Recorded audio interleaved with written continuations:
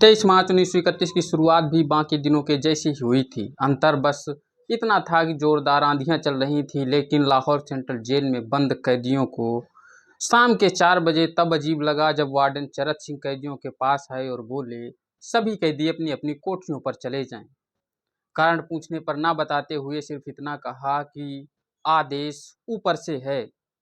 सभी कैदी अपनी अपनी कोठरियों में चले गए और ये अनुमान ही लगा रहे थे कि आखिर माजरा क्या है। तभी लाहौर सेंट्रल जेल के अंदर नाई का काम करने वाले बरकत सभी की कोठरियों के सामने से ये फुसफुसाते हुए जा रहे थे कि आज शाम को भगत सिंह, राजगुरु, सुखदेव को फांसी दी जाने वाली है। ये सुनते ही जेल में बंद सारे के सारे कैदी एकदम शून्य से पड़ गए।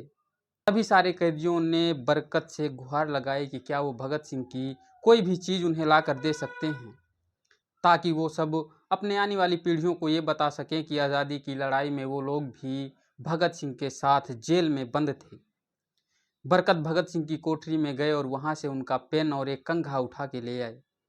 पेन और कंघा देख के जेल में बंद सारे कैदियों में उन्हें पाने की होड़ मच गई। सारे लोग उस पर अपना अधिकार जमाना चाहते थे, लेकिन आखिर में वो चीज़ें किसी को भी नहीं मिल सकी। अब सारे कैदी चुप हो चले थे। उनकी निगाहें टिकी थी तो सिर्फ उस रास्ते पर जिस रास्ते से भगत सिंह, सुखदेव, राजगुरु को फांसी के लिए लेकर जाया जाना था। बताते हैं कि भगत सिंह को एक बार उसी रास्ते से लेके जा रहे थे तो पंजाब कांग्रेस के नेता भीमसेन सच्चर ने ऊंची आवाज में भगत सिंह को पुकारते हुए बोला कि भगत, तुम लोग लाहौर कॉन्स्पिरेंसी केस में अपना बचाव क्यों नहीं करते? तो भगत सिंह ने कहा कि इंकलाबियों को मरना ही होता है, तभी उनका अभियान मजबूत होता है, अदालत में अपील करके नहीं। लाहौर सेंट्रल जेल के वार्डन चरत सिंह भगत सिंह के काफ़ी खैरख्वाह थे। वो हमेशा उनकी मदद किया करते थे और उन्हीं की मदद से लाहौर द्वारकाधीश लाइब्रेरी से हमेशा उनके लिए किताबें निकलवा कर भगत सिंह के पढ़ने के लिए पहुंचा दिया करते थे, क्योंकि भगत सिंह को किताबें पढ़ना बहुत ही पसंद था। बताते हैं कि एक बार भगत सिंह ने अपने पुराने दोस्त कपूर को एक खत लिखा था ताकि वो अपने दूसरे साथी के हाथों उनके लिए कुछ किताबें जेल के अंदर भिजवा सकें। अब भगत सिंह धीरे धीरे जेल में रहने के आदी हो चुके थे। उनकी कोठरी नंबर 14 की फर्श भी पक्की नहीं थी, उसमें घास भी उगी हुई थी और वो इतनी छोटी थी कि उनका इतना हट्टा कट्टा शरीर बामुश्किल उसमें समा पाता था। फांसी दिए जाने के 2 घंटा पहले उनके वकील प्राणनाथ मेहता भगत सिंह से मिलने जेल के अंदर पहुंचे तो प्राणनाथ मेहता लिखते हैं कि जब मैं वहां पर पहुंचा तो देखा कि भगत सिंह एक बंद पिंजरे में जेल के मानिंद अपने कोठरी के चक्कर लगा रहे थे।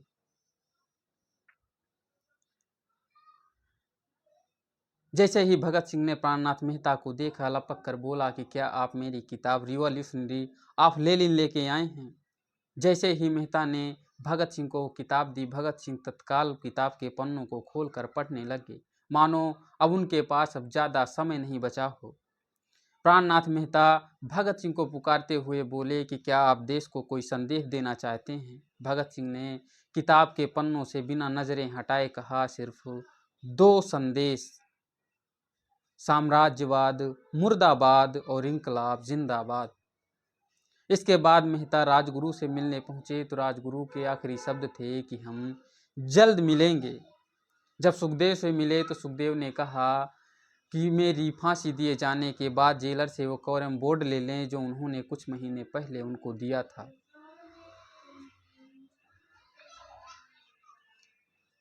इसके बाद प्राणनाथ मेहता जेल से चले गए। उनके जाने के कुछ देर बाद ही जेल अधिकारियों के द्वारा भगत सिंह और उनके साथियों को बता दिया गया कि उन्हें आज शाम 7 बजे फांसी दी जाने वाली है, वो भी तय समय से 12 घंटे पहले। ये सुनते ही भगत सिंह ने जेल के अधिकारियों से कहा कि क्या आप मुझे इस किताब का एक अध्याय भी पूरा नहीं करने देंगे? इसके बाद भगत सिंह और उनके दोनों साथियों ने भारत माँ को सलाम किया और अपना आज़ादी गीत गुनगुनाने लगे। कभी वो दिन भी आएगा जब आज़ाद हम होंगे, ये अपनी ज़मीं होगी, ये अपना आसमां होगा। जैसे ही घड़ी ने 6 बजाए, जेल के अधिकारी उन तीनों को कोठरियों से निकालकर फांसी की तैयारी में जुट गए। तभी जेल में बंद कैदियों ने कुछ पदचापों की आवाज़ सुनी और साथ में एक भारी बूटों की आवाज़ भी आ रही थी और साथ में एक दबे सुर में गीत भी गुनगुनाया जा रहा था। वो गीत था सरफरोशी की तमन्ना अब हमारे दिल में है। भगत सिंह और उनके दोनों साथी इंकलाब जिंदाबाद का नारा लगा रहे थे और उन्हें देखकर जेल में बंद बाकी कैदी भी इंकलाब जिंदाबाद का नारा जोर जोर से लगा रहे थे। बताते हैं कि लाहौर सेंट्रल जेल से सटा हुआ एक मकान था जिसमें कांग्रेस के नेता पिंडी दास सौंधी रहा करते थे। भगत सिंह ने इंकलाब जिंदाबाद का नारा इतनी जोर से लगाया कि वो नारा उनके मकान के अंदर उनके कानों तक सुनाई दिया। और ये सिर्फ इसलिए था क्योंकि भगत सिंह ने अपनी मां से वादा किया था कि वो फांसी के तख्त से इंकलाब जिंदाबाद का नारा जरूर लगाएंगे। इसके बाद बारी बारी से उन तीनों का वजन किया गया और पाया गया कि उन तीनों का वजन काफ़ी बढ़ चुका था। इसके बाद उन्हें आखिरी स्नान करने के लिए कहा गया। स्नान कराने के बाद उन्हें फांसी दिए जाने वाले तख्त के पास ले जाया गया। फांसी दिए जाने वाला तख्त तो काफ़ी पुराना था, लेकिन फांसी दिए जाने वाला जल्लाद एकदम हट्टा कट्टा तंदुरुस्त था, जिसे लाहौर से बुलाया गया था। भगत सिंह और उनके दोनों साथियों के गले में फांसी का फंदा डाल दिया गया, उनके हाथ पांव बांध दिए गए। तभी वार्डन चरत सिंह भगत सिंह के कान में आकर फुसफुसाए और कहा कि अब वाह गुरु को याद करो। तो भगत सिंह ने कहा कि मैंने पूरे जीवन ईश्वर के अस्तित्व को नकारा है। कभी कभी तो मैंने गरीबों के क्लेश के लिए ईश्वर को कोसा भी है, और अगर अब इस समय मैं उसको याद करता हूँ तो वो सोचेगा कि मैं कायर हूँ जो अपने आखिरी समय में उसको याद कर रहा है। इसके बाद फांसी दिए जाने वाले जल्लाद ने उन तीनों से कहा कि सबसे पहले कौन जाना चाहता है। ये पूछने पर सुखदेव ने सबसे पहले फांसी पर लटकाए जाने की इच्छा जाहिर की। इसके बाद बारी बारी से तीनों को फांसी पर लटका दिया गया। उनके पैरों के नीचे तख्त को पांव मारकर बाहर हटा दिया गया। काफ़ी देर तक उन तीनों के शव फांसी पर लटकते रहे। कुछ देर बाद उनके शवों को नीचे उतारा गया और वहां पर मौजूद डॉक्टरों ने उन्हें मृत घोषित कर दिया। पहले तो जेल प्रशासन ने ये प्लान बनाया हुआ था कि जेल के अंदर ही उन तीनों का अंतिम संस्कार किया जाएगा, लेकिन तभी उन्होंने सोचा कि जेल के अंदर से उठते हुए धुआं के देखकर जेल के बाहर खड़ी हुई भीड़ जेल पर हमला कर सकती है।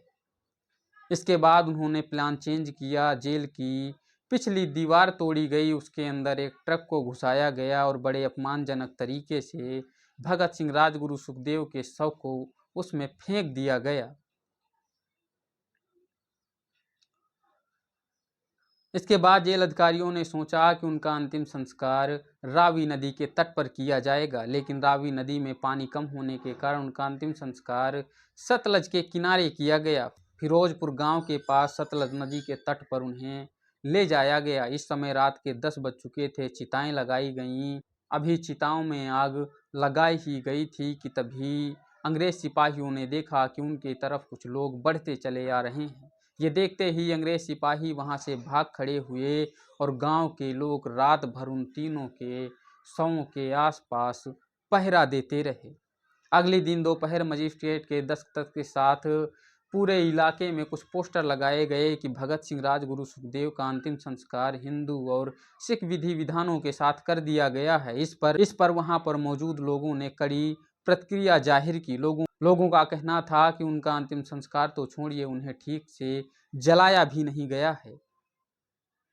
इस पर अंग्रेज अधिकारियों के द्वारा इस बात का खंडन किया गया, लेकिन लोगों पर उनकी बातों का जरा भी असर नहीं हुआ।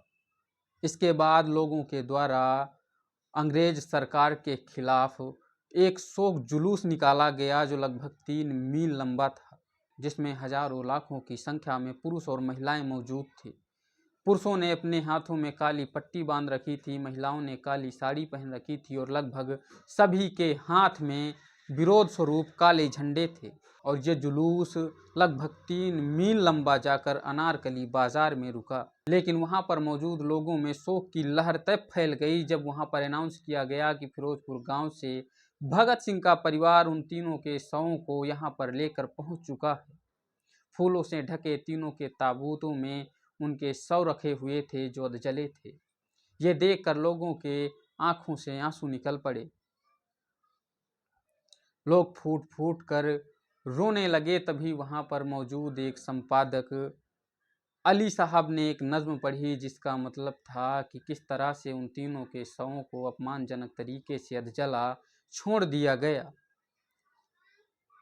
इधर यहाँ पर इन तीनों का अंतिम संस्कार हिंदू और सिख विधि विधानों के साथ किया गया। उधर लाहौर सेंट्रल जेल के वार्डन चरत सिंह अपने कमरे के अंदर गए और फूट फूट कर रोने लगे। उन्होंने अपने करियर में सैकड़ों फांसियां देखी थी, लेकिन इतनी बहादुरी से किसी ने मौत को गले नहीं लगाया था जिस तरह से भगत सिंह और उनके 2 कामरेडों ने।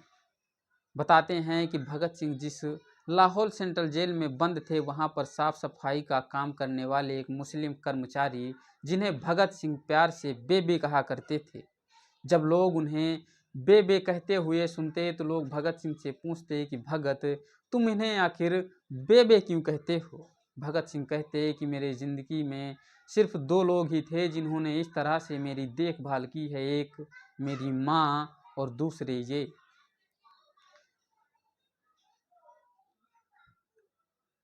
और इसीलिए ये मेरी माँ मेरी बेबे से कम नहीं है। ये सुनते ही बेबे की आंखों से आंसू निकल जाते। वो भगत सिंह को गले लगाकर बोलते, भगत बस कर यार।